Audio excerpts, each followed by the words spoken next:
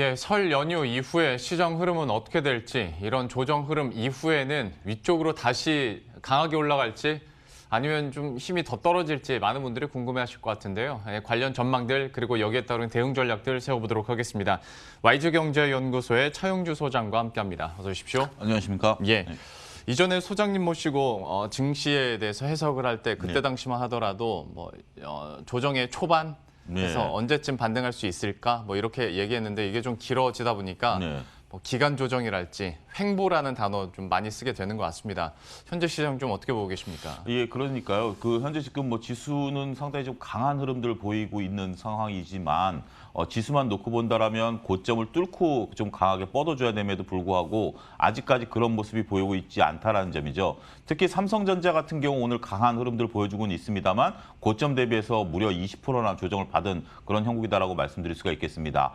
지수는 어느 정도 수준, 현재 지금 3,140 수준에서 머물러 있다라고 좀 표현을 좀 드릴 수가 있겠고요. 3,100선을 중심으로 위아래로 왔다 갔다 하고 있는 그러한 코스피의 움직임을 좀 보여주고 있는데 새로운 모멘텀이 필요하다라고 좀 말씀 좀 드릴 수가 있겠습니다. 이러한 새로운 모멘텀은 현재 지금 나오고 있는 이러한 재료 말고 새로운 재료가 필요한데 오히려 지금 현재 이런 것들을 제어하는 듯한 재료들이 나오고 있죠. 미국의 국채 수익률이 좀 올라가고 있다라는 점, 그다음에 중국을 중심으로 유동성을 회수에 나서고 있다라는 점, 이러한 점들이 시장에 있어서 지금 오늘 같은 경우 이제 쿠팡 관련 이슈가 나오면서 모든 것들이 화려해 보이는 모습들을 일견 보이긴 합니다만.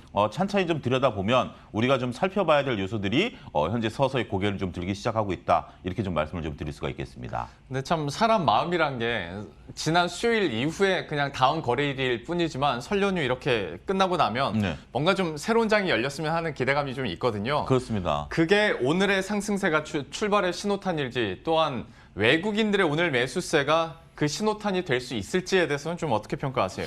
일단은 첫 번째 부분들을 보면 연휴 기간 동안에 좋은 재료들이 많았죠. 예. 일단 미국에서 미 정부에서조차 반도체 슈퍼 사이클에 대한 논의가 있었고요.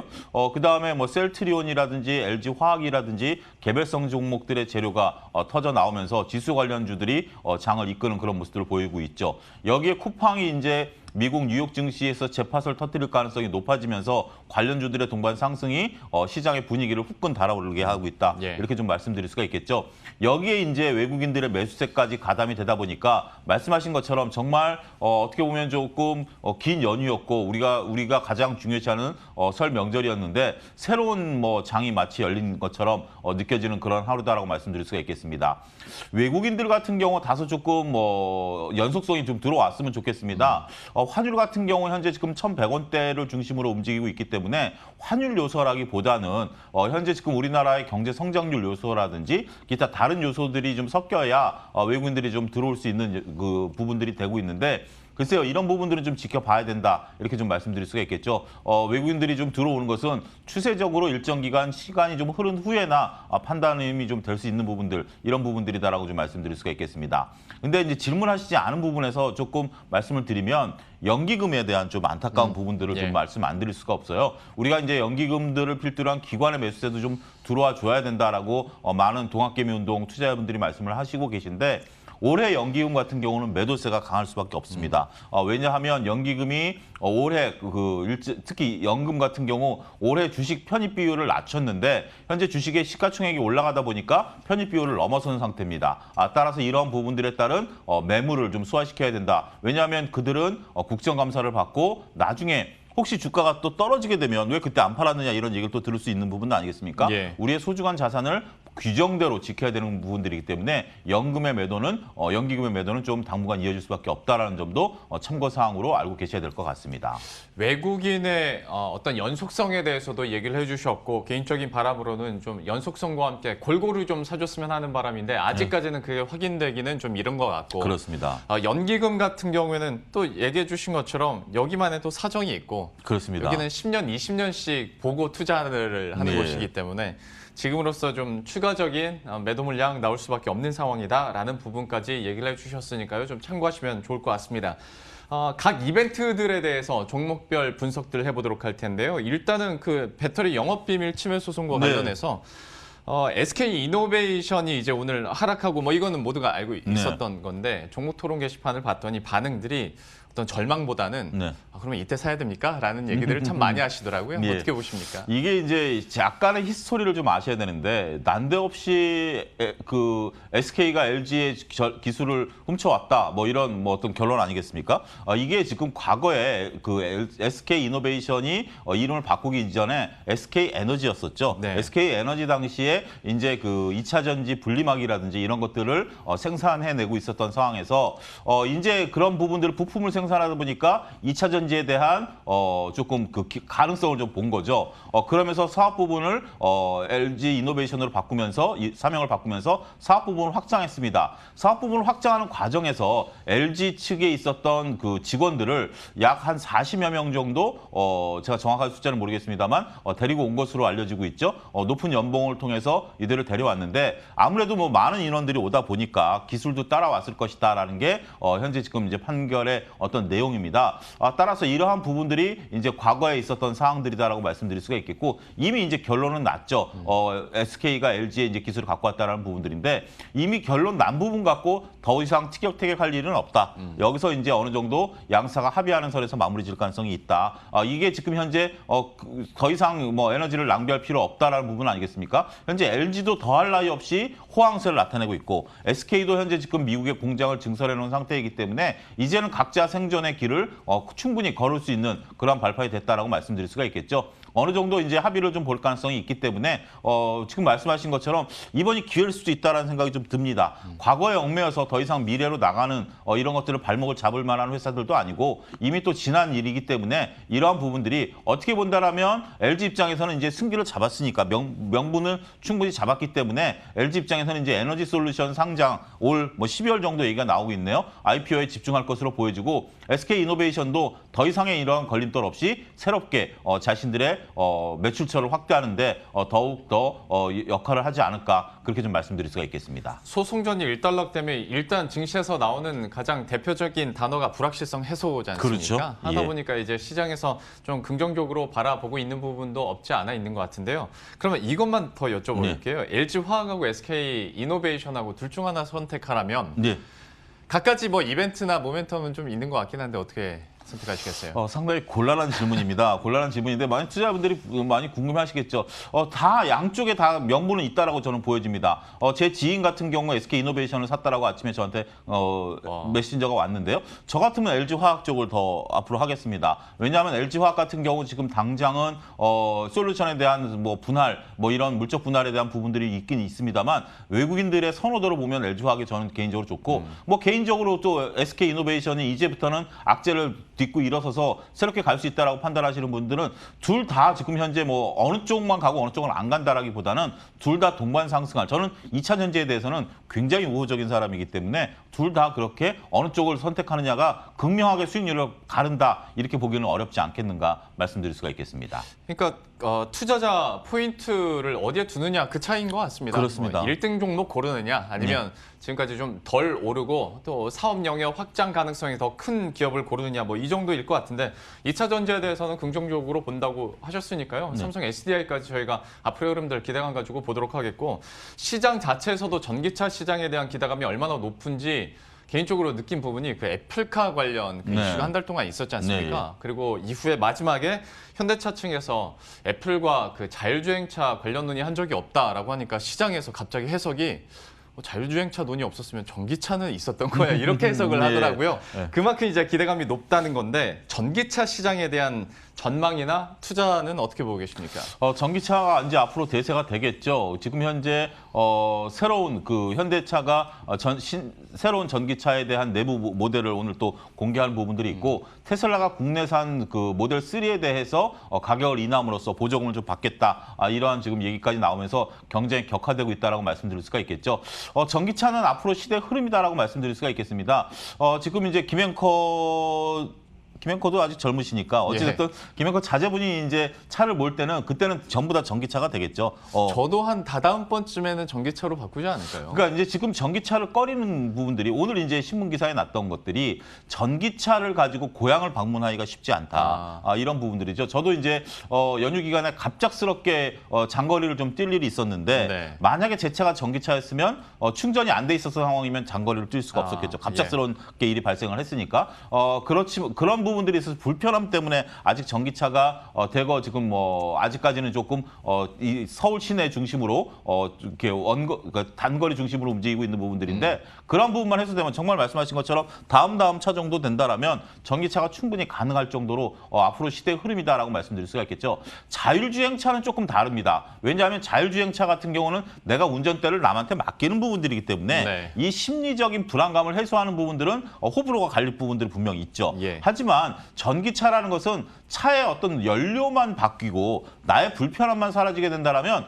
오히려 더 효율성이 높아지게 된다라면 언제든지 사용할 수 있고 그러한 부분들이 될 수 있다라고 보기 때문에 전기차는 대세다. 그리고 이번에 지금 서울시장 선거에 나서시는 분들도 이구동성으로 얘기하는 게 서울시 같은 경우 2030년 정도 되면 화석연료 자동차에 대한 등록을 좀 규제하겠다 이런 얘기들이 서서히 지방정부서부터 나오고 있지 않습니까? 이러한 부분들은 어차피 우리가 파리 기후협약 이후에 지구 살리기에 나서고 있는 전 지구촌에 대한 얘기이기 때문에 앞으로 전기차에 대한 부분은 더욱더 커지고 결국은 화석연료에 대한 내연기관 자동차는 좀 사그라들 가능성이 있다. 그러면 여러분들이 여기서 포인트를 맞추시는 게 전기차 관련주들이 단순하게 배터리 부분만 생각할 게 아니라 자동차에 들어가고 있는 부품이 대폭 축소가 됩니다.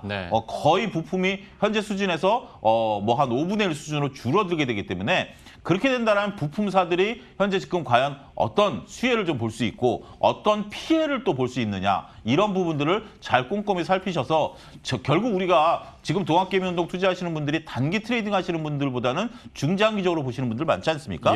따라서 우리가 2차 전지뿐만이 아니라 전기차에 들어가는 부품사들이 과연 내가 어떠한 수혜를 볼 수 있는지에 대한 꼼꼼한 체크도 필요한 시점이 왔다. 이렇게 좀 말씀드릴 수가 있겠습니다. 하다 보니까 요즘에는 전기차 하면 디스플레이 업종 생각하시는 분들이 참 많이 있더라고요. 안에가 이렇게 넓어지다 보니까 엔진룸은 작아지고 그렇습니다. 하다 보니 좀 공부 많이 하신 분들은 우리 예전에 전기차 하면 그냥 2차 전지만 생각했는데 지금은 여기에 들어가는 내외장재까지 공부하시는 분들이 워낙 많기 때문에 여러분들도 한번 공부해 보시면 또 전기차에 대한 새로운 투자 전략도 생기지 않을까 싶고요. 삼성전자에 대해서도 좀 여쭤보도록 할 텐데 일단은 오늘 장에서 강하게 상승 흐름을 기록하고 있고 뭐 뉴욕 증시발 훈풍을 받고 있긴 한데 앞으로의 흐름들이 좀 어떻게 될까 여전히 약간 좀 노심초산이 있습니다. 어떻게 보세요? 삼성전자가 이제 우리가 이제 주식이라는 게 그러죠. 이제 기대감을 가지고 1차 상승을 한 이후에 2차 상승기에는 새로운 모멘텀이 필요하다라는 점을 이거는 뭐 주식 시장에 있어서 거의 뭐 정석적인 플레이다 이렇게 말씀드릴 수가 있겠습니다. 삼성전자가 10만 전자를 찍었을 때만 하더라도 반도체 슈퍼사이클에 대한 기대감, 그다음에 동학개미운동의 유동성 이런 부분들이 이제 작용을 함으로써 10만 전자 한번 그 세 자리를 보자. 가보자. 뭐 가보자. 뭐 이런 으쌰으쌰 뭐 이런 것들이 좀 있었죠. 근데 그 상황이 두 가지가 다 바뀌었습니다. 첫 번째는 동학개미 운동에 있어서 이제부터 좀 중요한 포인트인데 우리가 설 연휴 이전에 2월 달에 무려 8조라는 자금이 증시에서 이탈했어요.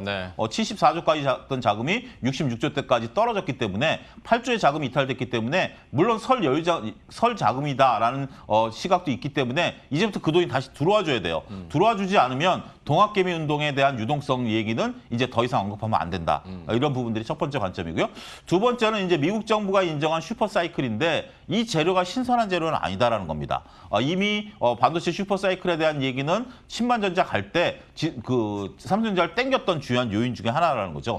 따라서 이제 다시 삼성전자를 10만 전자까지 땡기는 요소는 새로운 요소들이 좀 나와줘야 된다. 단기적으로 볼 때는 물론 중장기적으로 삼성전자가 10만 전자를 못 간다. 뭐 이런 개념은 절대 아닙니다. 하지만 단기적으로 현재 지금 시세 흐름을 타서 지수를 좀 끌어올리려는 역할을 하게 된다면 뭔가 좀 새로운 모멘텀이 획기적인 게 좀 나오지 않는 이상은 우리가 서두에 제일 처음에 말씀드린 것처럼 좀 기간 조정을 좀 겪은 이후에 물량을 어느 정도 소화한 이후에 재차 반등할 수 있지 않겠는가 그렇게 좀 말씀을 드릴 수가 있겠습니다. 그러니까 참 예전에 삼성전자가 4만 원대일 때는 개인들이 한 5조 원어치 사면 올랐었는데 지금은 똑같은 물량 살려면 10조가 필요한 상황이지 않습니까? 맞습니다. 하다 보니까 여기에 대한 부담들도 있고 개인들의 물량만으로 계속 끌어올리기는 좀 역부족이다. 새로운 모멘텀이 나와야 되는데 그게 언제 어디서 어떻게 터질지는 한번 계속 좀 지켜봐야 될 것 같고요. 네.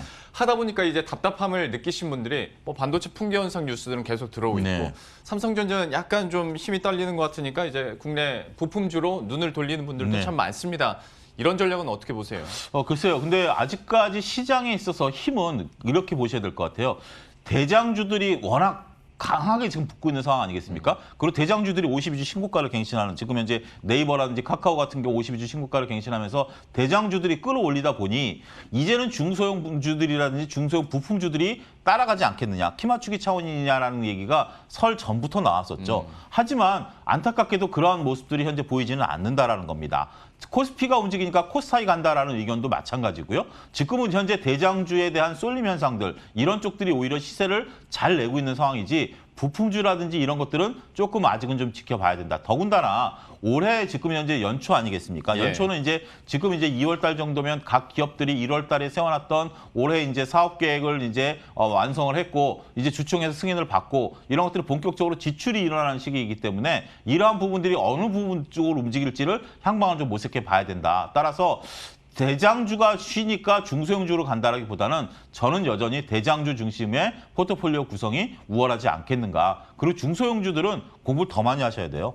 지금 대장주 같은 경우는 주식을 잘 모른다 하면 그냥 여러분들 익숙한 이름에 투자하시는 것들이 지금까지는 또 앞으로도 당분간은 좀 유지가 될 것으로 보여집니다만 각 그 업체들이 어떤 정도의 점유율을 가지고 있고 어떤 제품을 만들면서 어떤 정도의 영업이익을 창출해낼 수 있느냐라는 부분들까지 파악이 가능하신 분들 한해서 국한에서 투자를 하시는 게 좋지 않겠는가 그렇게도 덧붙여서 말씀을 드리도록 하겠습니다. 제가 그러면 자꾸 뭐 하나만 선택해달라고 해서 좀 죄송스럽긴 합니다만 이전 답변하고 이번 답변을 모아보면 결국 SK 하이닉스밖에 없지 않나라는 생각도 들고 좀 어떻게 보세요? SK 하이닉스도 좋죠. SK 하이닉스도 좋고 현재 삼성전자도 좋고 무차별이다 저는 말씀을 드리고 싶어요.